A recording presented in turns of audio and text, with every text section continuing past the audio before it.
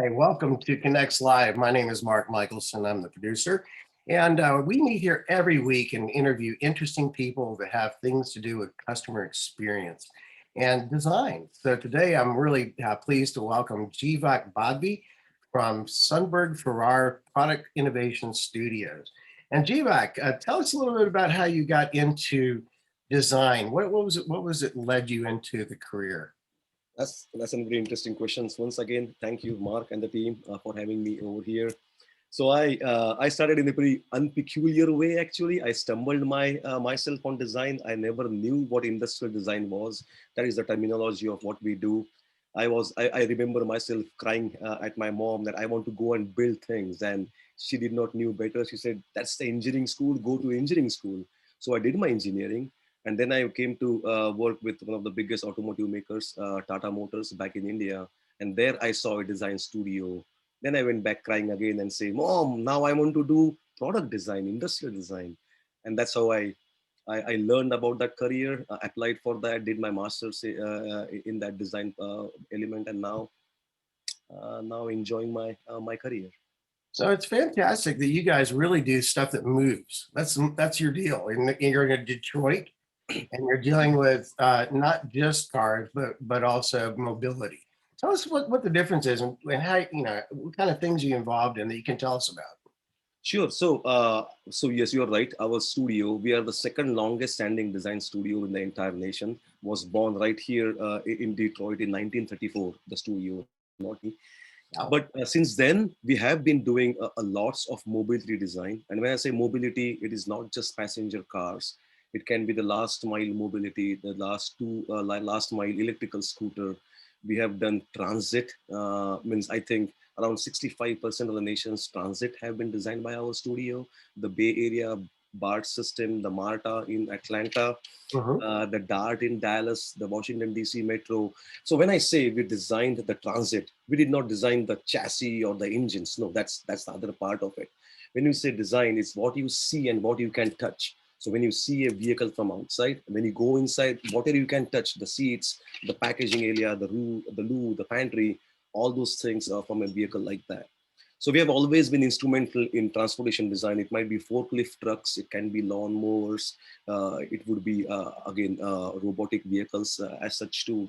But as a studio, we do other elements also. So mobility runs through our blood, Mark, but we also do consumer products. We also do commercial products. So literally products of everyday use. Think about you when you are having coffee in the morning.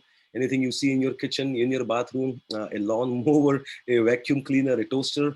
Typically, those are the things that design studio like us designs each and every day. It's funny you mentioned that. I always like to point out that everything you see that's man-made was someone's dream at some time. You know, and it had to go through all these stages of design and production and distribution just to get to you. Um, Absolutely. so how do you go about deciding what people need, and the spoken, unspoken needs? Well, what is that process like? The front end of innovation, if you will. And that's always the $1 million question. The one thing is to assume, and we work with really big Fortune 1000 companies, but we also work with startups too. And one of the thing is that everybody thinks that it is their own baby and everybody should like their own idea. So one of the element of design is to, yes, let's keep that hypothesis. Let's say Mark has an idea. Let's say Mark will get that idea and we'll add that on the idea parking lot. And then still you have to literally go back to the ecosystem where the product is going to be living, and then trying to see there without any confirmation bias what might be those other aspects, other benefits, other attributes that people want to go after. So how we look at it is, it's thinking of a mountain and climbing an emotional mountain. No matter, we all here know at the top of the mountain is where we want to go to find that aspirational, that emotional, that experiential element of why people want to buy your product or service or experiences.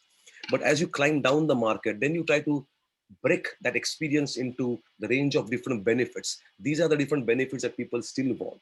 But then you break the benefits into attribute levels. Like, okay, out of those benefits, I would like to look something from this side or something from that side. Like, let's say you want to buy a muscle car. You can go and buy a Camaro or you can go and buy a Mustang. Both have different attributes. They're going to give you the same benefits that you eventually want, but you are then guided down in different ways. And then you come back to the world of technology and then the world of structure and material. So it's everything is connected, but you have to understand what is that ideality that people are after, and keeping your own biases away, and then trying to make sure you are also trying to do the second thing, which is not fabricating a persona, not imagining things like this is what a single mom who would be living in downtown Chicago would want from our product. No, you have to literally go there, understand what are the different pain points and passion points, and then eventually you will have to compromise a couple of things in your entire journey as such. But the main thing is making sure you go to that point of origin and not just be in your house or your lab and think about what if scenarios. I love that idea of not designing around a person or their lifestyle. And to give you an example, when smartphones first came out, I was doing some work with several different manufacturers, and their big ideas were, oh, this is perfect phone for a salesperson. This is a perfect phone for mom. This is a perfect phone for a gamer, right? Now we look back, it's like, same phone can do all that, no problem. But that was the thinking at the time, right? So that whole constructive, not going down the rabbit hole of designing around a mom with two kids. And that sometimes you have to take into consideration, I guess, within vehicle construct, because you got family vehicles or smaller vehicles. I'm kind of the surrounding ecosystem that sort of shapes that design. When you're dealing with mobility, right? How does that play in? What kind of research are you doing? Are you in the field observing, or is it something you outsource, or how big is that front end study? So no matter what, the front end study will have to be done at that point of origin. Outsourcing, insourcing is a very common thing in every industry as such. Most of the OEMs or most of the tier ones where the innovation now really happens, they will make sure that we are always trying to design it for the target segment. I think, as you said, one of the elements that we always say as a studio is stop being all things for everybody, start by being something to someone. So Mhm. basically, try to make sure you have your crosshairs of what is the persona that you're trying to go and make your product for. Because the element is, so every company wants to design a product that everybody loves, but what they end up designing is a product that nobody hates. And that's where the sensitivity comes in, to make sure we are not going to go and do a commodity product, not a sea of sameness product. If we want to really have the product come to life and have its kind of an, I would say, appeal in the market, it has to be distinct. It has to be different. It has to be unique. It has to be compelling. So finding those kind of a set of things, which is not only different from each other, but different from the other portfolio of your company, becomes the paramount area. And then for that, you have to go to the real world. It's means it sounds so simple, like, hey, you are using a vehicle, I am using a vehicle, we all here on this chat jump in a vehicle and go and buy our grocery shoppings. But if you want to go and see how different people just do their grocery shopping, it's mind boggling to see, like, why would you do that? If this is your list, you will go in a different way, I will go in a different way, and things like that keep on piling up. How you will put that into your vehicle, what zones you will be using, again, what kind of an I would say maturity level of you are in the family, single, bachelors, newlyweds, one kid, two kids, and there's an entire set of needs that crop up. And then how do you find your vehicle to make sure that it fulfills those functional needs, but also fulfills at the same time your emotional needs too. And automotive sits on that kind of an, I would say, edge very precariously. It's also like a communication thing. I mean, products speak to you. They have personality, I feel, whether they're sexy and smooth or hard edged and things like that. Um, another study I did, and I just want to get your touchback on this. When computers were coming around, this was when iMac was out, and it was all this colorful thing, right? It's starting to become cute again. And so other companies wanted to get in that game. And at the time, there were no Chrome computers out there, really. It was either putty, computer or putty colored. And so we did a global study around the world about color preferences, right? And for appliances. And it was bizarre. Like in France, they like primary color appliances. They have vacuum cleaners are bright red and toasters blue. It's like in Germany, it's big blinking and lots of lights and things going on. In Japan, it's pearl, right? So how do you come up with something global that meets all these different kind of texture and color needs? And that's a very good question.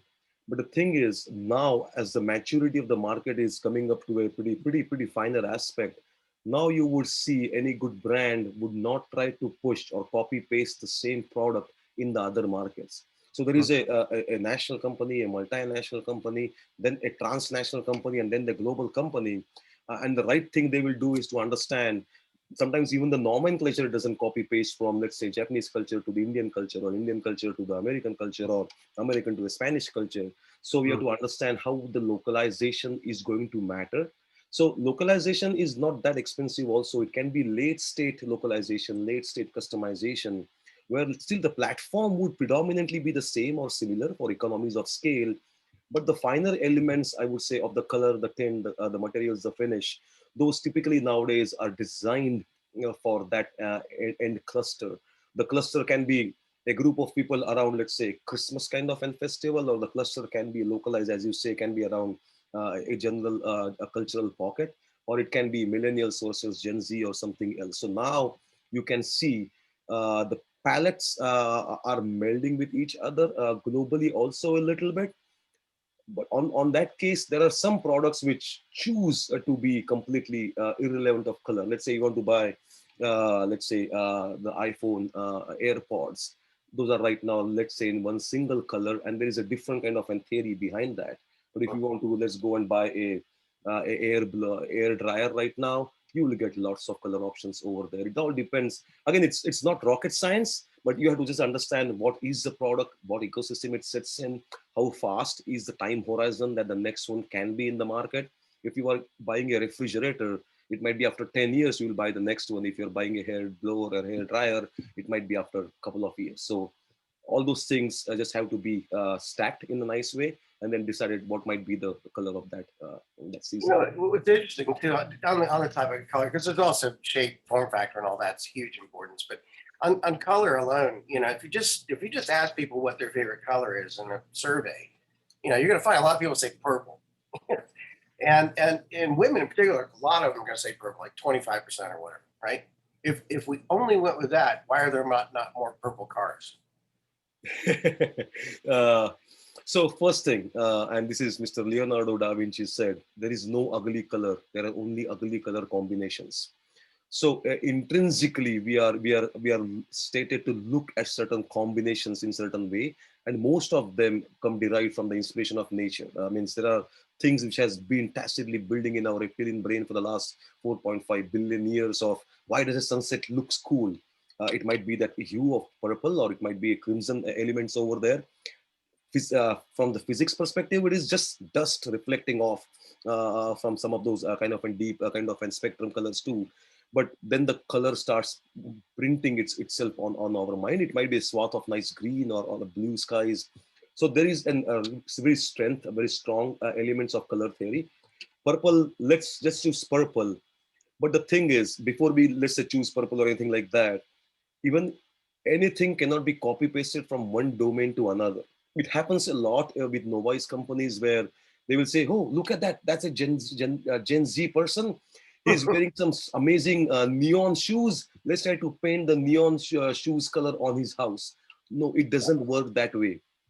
It's because we are still agnostic of our choices within a domain. So let's say I know you, but I don't know you really you. Let's say, Mark, you are your hobby is photography. I love photography. Let's say your hobby is photography too. You will not look beyond to find the best gear, the best camera, the best lens, the best place to go and click a photograph.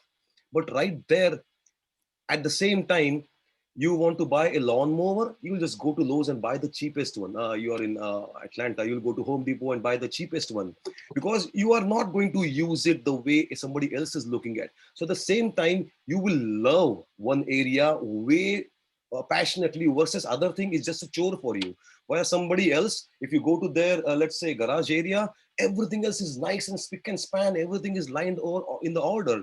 But the same guy, when he goes in the kitchen is just full of stinky plates. Yeah. So every person at the same time will have a completely different adoption propensity to appreciate color or material or shape or form, because their approach and their commitment to it is completely different. And that's where the true, I would say, elements of design studio lies in design research. Whatever we do in the world is not because I like or my CEO likes or maybe the chairman of the company would like that kind of design. No, it should never be that way.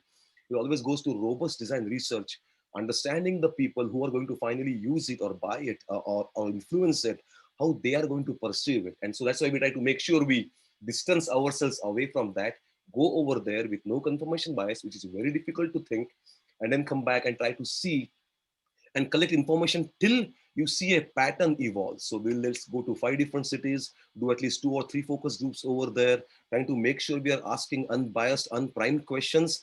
And as we see the patterns evolving, then we say, dang, now we got it. Now let's go to the next one. So purple can be in, purple can be out. It depends on the context and the domain we are in. There was another study I did once on baby goods, right? Like if all the whole baby goods, and we, instead of studying the baby goods, we studied the home interior and the car interiors. How do people? What was their aspiration for that versus what was the reality of that? And it's always like way off. But we're also trying to determine color, shape, form factor. Moms don't want to carry baby diaper bags, and most they want style. Some of them. And so it really gets complex. I love this whole area of product design stuff. But I want one more question, and then we have a couple of questions from our audience as well. And that is the idea of emotion. What do you find are some key elements that really infuse and drives emotional impact and experience? So the main thing is, Vince, I think somebody on the chat was mentioning about art as such. So as designers, we are all born from artists. But the element is, for example, this would be art. That is what, let's say, Mark, you want to buy a sketch by Pablo Picasso, the sketch of the bulls. You're buying it because you're buying his self-expression as an art. But when designers will do something, it's predominantly empathy. It's predominantly trying to understand what the end user, what they would need as such. So no matter what, art is an integral part of any design. So when you say art, and we come back to the world of the emotional elements, emotion is how we start looking at anything. No matter what, we will try to add a functional aspect to it, a rational aspect to it, like I want to buy that Mustang because I can fit my goals back over there, I can do this and this, and that's different. That comes later. But the first instinctive element that comes in the mind is, wow, I just look at it, I got to have it. And it happens everywhere. It doesn't have to be just an sexy, shiny piece of an automotive that might be 60, 70,000 expensive as such. It might be the knife in your kitchen. If you are a chef and you understand it, what is a knife? It's just a single blade, but the way it feels, the handles, the symmetry, the balance, all how you store it, how you clean it, how the range of different knives come in there, it all becomes in the world of emotion too. Of how are you going to use it? But the element from the design perspective is, we all make sure, I think Buckminster Fuller said this, not me, like whenever he starts to think about anything, he doesn't start in the world of beauty, but at the end, if the object or the house or the element he's designing is not beautiful, he will start again. So no matter, as designers too, artistic expression, the aesthetics, the emotional part of it is a pretty strong one, but we do not start there. We start in the world of usefulness, the usability, the ergonomics of use, the efficiency of use, and then making sure everything is packaged together in an aesthetical kind of an architecture, which eventually becomes a world of beauty. But that's the way we start designing. When you look at buying something, let's say you're pushing your trolley down, let's say Home Depot or anything else, the first thing you see is the visual makeup of anything. Might be a color, might be movement, might be the proportions or the graphic tunes on it. Then it draws you towards it, right? Like what you see at 30 feet. Then you go near to it, what you see at 3 feet. Then you actually reach out and touch that product. And then the tactileness comes in saying like, and you say like, dang, this feels really good in my hand. I need to drop it in my shopping basket. So it is it is not again, it is not as simple linear curve as this. It is all comes in and out when we decide about the functionality, the emotionality, and the commerciality in designing any product. But it'll always be a blend of those three things. And I guess also, being iconic too, you sort of strive for that kind of feel, if you will, like the Coca-Cola bottle. I mean, see what it is without any logo, you know what it is, right? And there's a lot of products out there, like phones, for instance. You really can't tell what this is until you turn it on. It's fascinating.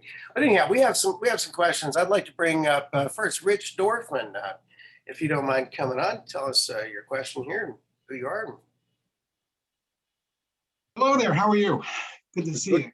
Jeevak, I was just typing an answer based on the question I had and the comment that you just made about what comes first in product design, functionality or the design, right?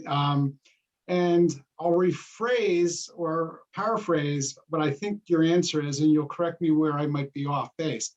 The designer thinks about what the thing is going to accomplish. What chore does it achieve? What thing does it solve? First, you have to have the functionality figured out before you start with the color, the shape, the material, whatever. Because even if you're artists, you still have to create a sense of what you're trying to do with that art, other than just the ethereal art.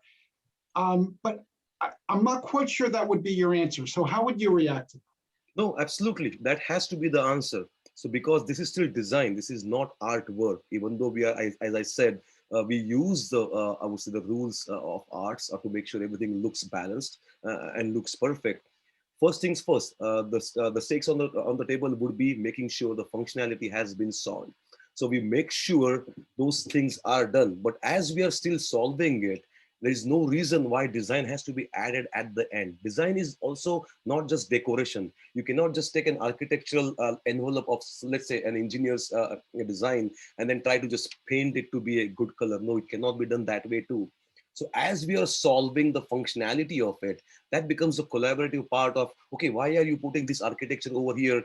Can we reduce the thickness of it? Can, if we want to have a different aspect ratio, because it's going to look stronger or maybe more balanced or maybe more technical or maybe more tactical. It depends on what mood also you want to evoke.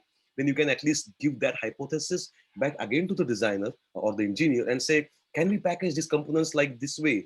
And then as engineers, they can design anything. Then they can change a couple of heat sinks or somewhere else. They can reduce the profile of some different architectures over there to make sure it is packaged properly. Now you might say like, why it has to be that particular way? Let's say we were designing stapling guns that you would have, let's say in your garage. When you say stapling gun, there is so much interior architectural over there, but eventually it has to feel perfectly balanced in your hand, right? Because if you and me are DIY, we might use it for 15 minutes and we are good.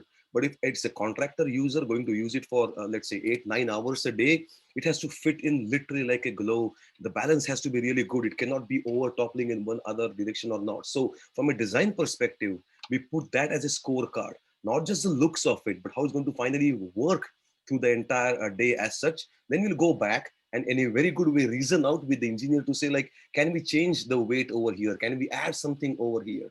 And that becomes the entire grail of making sure both the functionality and the final, I would say, the feel of it matters in that. Thank you very much. Appreciate it. Excellent. So we had another comment here. I think, Carl, you want to come in and say hello? I can do that. Hi. Thank you. Thank you for that. So my original question was, and I was thinking about this when we're talking about automobiles, is does design for design's sake make sense, even if it's not aimed at a product that would have a high demand? And by that, I was just thinking of a Bugatti Chiron, if you know what that car is. And it's a $3.1 million car. I mean, but functionally, it gets you from point A to point B like any other car would do. So it certainly has that, but I'm just wondering, how do you view something like that? Is that a work of art, a piece of art, or is it a functional design? I mean, I don't see a high demand. I've never seen one on the road, and the only one that I can afford is the Lego version. So that's my question. The Lego version also is pretty expensive too. So what we are right now looking at is literally, I would say, high art or high design. So Those things typically will be designed per the user. But let's scale, right? The example you using is really off the chart. Let's try to bring in little bit near for the entire, I would say, audience.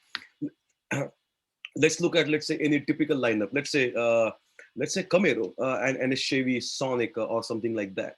The reason we are having this HPP, high price point products for anything, is to make sure you, in a very good way, lure people into the dealership.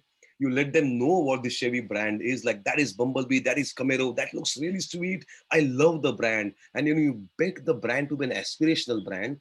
And then if you're starting your family, if you're a bachelor, you might be lured in to see and kick the tires of that vehicle. But on the way out, you might just buy a Sonic vehicle or something. And eventually it's imprinted on your mind to see, okay, one day I will go and buy a Cadillac or I'll buy a Chevy. And that becomes very easier in the world of automotive. Now, the vehicle you mentioned is an ostentatious vehicle, which is designed for people who have money to burn. There is no doubt about that. But again, there's a high appreciation of quality, craftsmanship.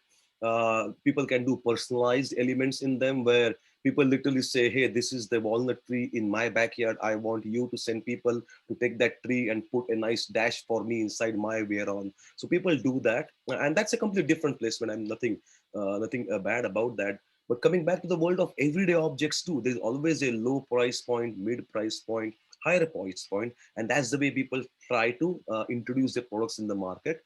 Because finally, we are deciding different target segments. Not every target segment can afford the luxury of other things, because we did not talk about this today at all.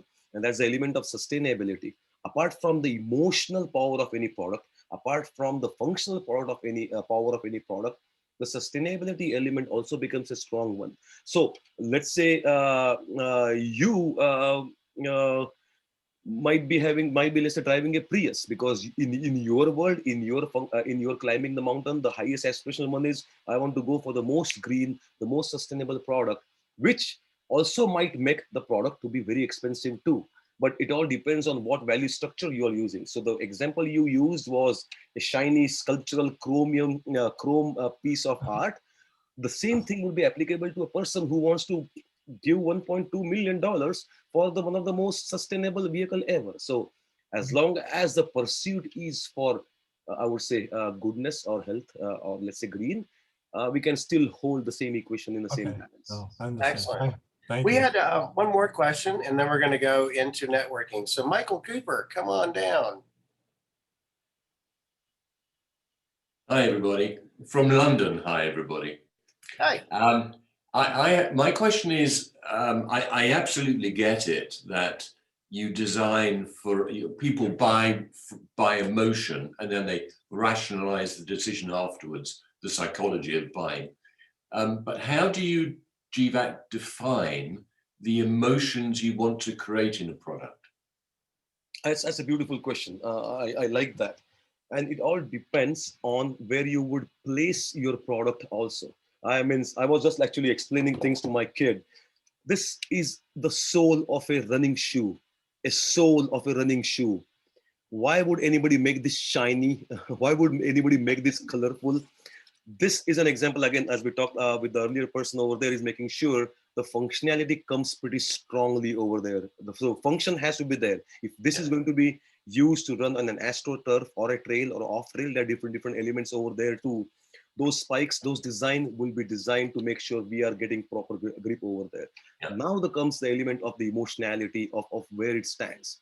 But so within that masses, there can be an elite runner, there can be a normal professional runners, there can be an amateur and the intermediate levels also. So within them, again, the masses get distributed in saying, okay, now the soul, I would say the tools for the soul will still be the same, but then the additional layers of it to making it more shiny, making it more customized, it might be LeBron James signing on one of them. So all those other aspects of marketing will come in to make sure now where to place it artificially or just a visceral connection of how it has to be.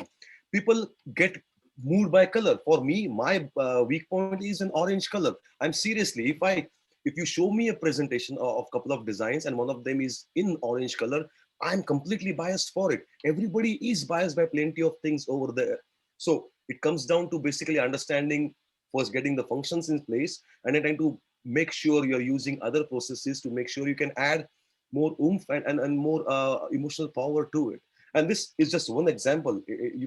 We can throw more examples from the world around us to see how they can be doing in the same thing. It can be just a water vessel, right? Means this is pure glass. It is good because right now I'm in my spare bedroom. If I'm running on a trail, it will be a completely different vessel. It will still be a vessel carrying the same amount of water for me, but then how do you use it?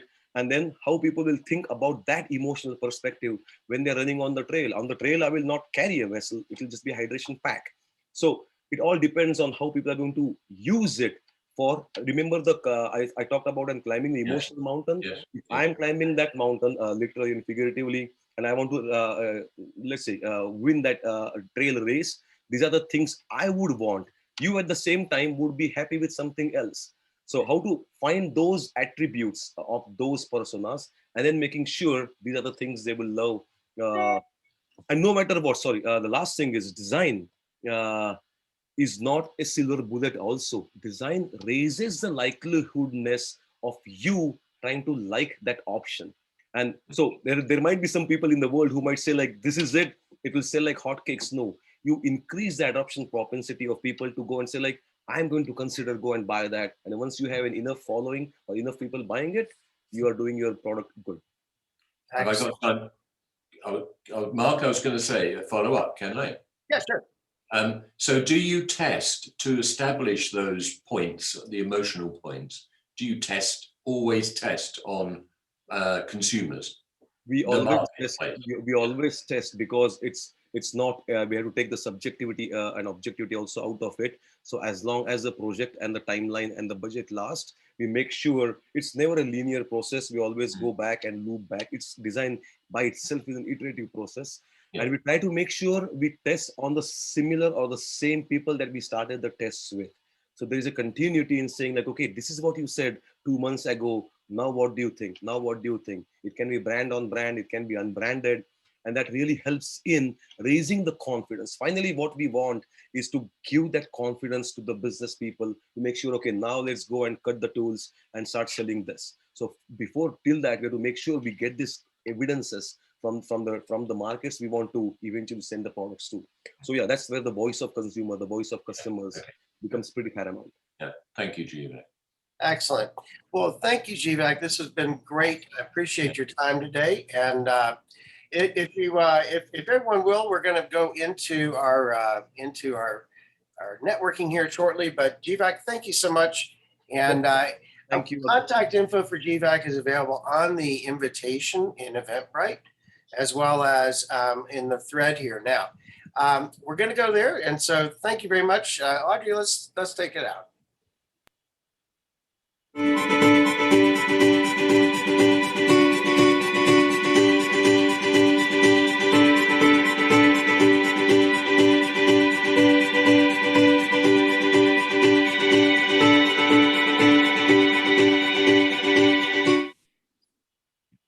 All right, now we've turned off the recording, and at least I have now, I think.